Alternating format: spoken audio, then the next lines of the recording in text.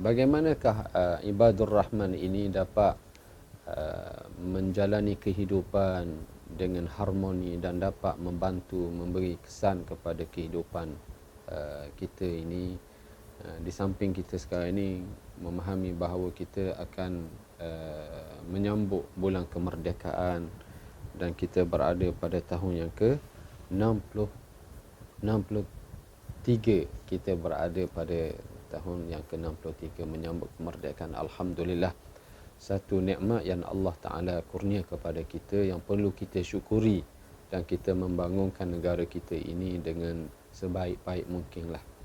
Jadi apakah ibadur rahman, di manakah ibadur rahman boleh memberi sumbangan kepada pembangunan negara?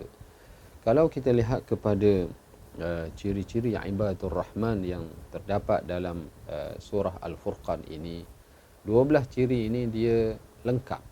Dia lengkap dari sudut patuh kepada perintah Allah Ta'ala, ataupun kita panggil hablum minallah, dia pegang kepada perintah Allah, dan patuh dari sudut sosialnya, dari sudut kemasyarakatannya, hablum minan nas, dia memberi sumbangan kepada orang-orang yang kepada masyarakat, dia bagi sumbangan kepada masyarakat yang memerlukan, bantu mereka, dan tidak melakukan perkara-perkara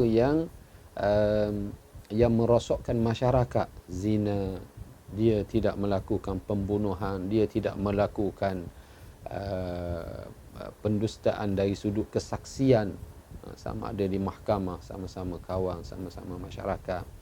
Jadi apabila kita tengok semua ciri pada ibadur rahman ini, kalaulah dalam masyarakat tersebut semuanya mengamalkan 12 ciri ibadur rahman, di samping mereka berdoa kepada Allah Ta'ala, okay, dikurniakan anak ataupun pasangan hidup, keluarga yang menyejuk hati memandang, ataupun pasangan yang saleh, keluarga yang baik, bi'ah yang baik, dan dia juga berdoa supaya dijauhi untuk bekalan hari akhirat. Atas dunia ni dia buat benda baik semua, dan dia juga berdoa untuk dijauhi api neraka, azab seksa Allah Ta'ala. Jadi saya amat yakin apabila ciri ini ada di dalam masyarakat kita, masyarakat akan hidup secara aman. Masyarakat akan tahu hak yang perlu dia buat dan hak yang jangan, perkara-perkara yang dilarang sama sekali, yang tak boleh dilakukan. Jadi apabila dua benda ini ada, satu benda buat perkara yang diarah dan meninggal perkara yang dilarang, tahu hak-hak dirinya, hak masyarakat, hak kepada Allah Subhanahu wa Ta'ala, sudah tentulah dia akan kehidupan kita atas dunia ini, kehidupan yang aman, yang harmoni, yang baik, yang tidak bercelaru. Cabaran juga kepada kita lah, sebagaimana kita tahu di akhir mutakhir ini banyak cabaran dari sudut pemikiran, cabaran dari sudut gejala-gejala yang tak sihat, sama ada di peringkat pemuda, peringkat orang-orang pelajar-pelajar kita.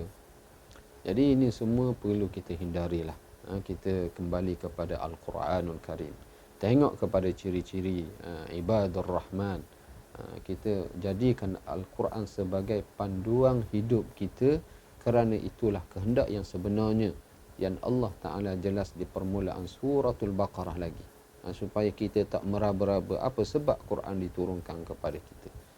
Awal-awal lagi Allah Ta'ala nyatakan dzalikal kitabu la raiba fihi hudan lil muttaqin. Demikianlah Alkitab, inilah Alkitab yang tidak ada syak dalamnya, tidak ada, jangan was-was terhadap Al-Quran, dan menjadi panduan kepada orang-orang yang bertakwa, panduan dari sudut pemikiran kita, panduan dari sudut kehidupan kita. Sebab tu Allah Ta'ala nyatakan satu lagi, apabila kita lakukan semua ciri-ciri yang disebut ini, kita sebenarnya termasuk dalam ayat sibghatallah, celupan Allah. Allah Ta'ala cipta dunia, dan dia cipta kita untuk dia menyayangi kita.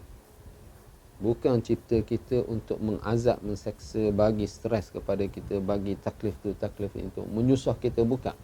tetapi dia mencipta kita, dia meletakkan peraturan-peraturan kepada kita, dan dia menyayangi kita supaya kita beribadah kepada Allah. Wa ma khalaqtul jinna wal insa illa liya'budun. Ibn Abbas kata illa liyuwahhidun. Aku tidak cipta jin dan manusia melainkan untuk mereka beribadah kepadaku. Ibadah kepada Allah sebenarnya adalah halawah, adalah satu kemanisan. Bukan satu bebanan, bukan satu benda yang susah. Tetapi apabila kita ikut perintah Allah, kita lihat bagaimana orang-orang ulama zaman dahulu, mereka patuh perintah Allah, melakukan qiyamul lail umpamanya. Mereka rasa seronok dalam beribadah.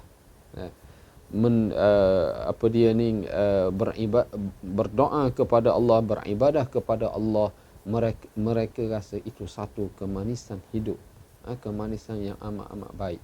Jadi oleh kerana itu saya berpesan kepada diri saya, pada diri tuan-tuan, puan-puan yang dirahmati Allah sekalian, di samping kita membaca Al-Quran, membaca dapat anugerah satu huruf 10 kebaikan, semua benda itu, kita juga tadabbur ayat-ayat Al-Quran ini. Kita tengok balasan-balasan baik yang Allah Subhanahu wa taala sediakan, ciri-ciri hamba-hambanya yang terbaik, ibadur rahman. Kita cuba selami dan memahami dengan baik ciri-ciri ini, dan kita berusaha untuk melakukan apa setiap ciri ini sebagaimana yang telah dijelaskan pada permulaan tadi. Dan apabila kita dapat benda ini, sudah tentulah Allah Ta'ala amat menyayangi dan menyukai, merahmati kita dan mengurniakan kepada kita insya-Allah keampunan, balasan syurga yang baik insya-Allah. Jadi saya rasa sekadar itulah. Aqulu qawli hadha wa astaghfirullahal azim li wa lakum. Wabillahi taufiq wal hidayah. Wassalamu alaikum warahmatullahi wabarakatuh. Wallahu ta'ala a'la wa a'lam.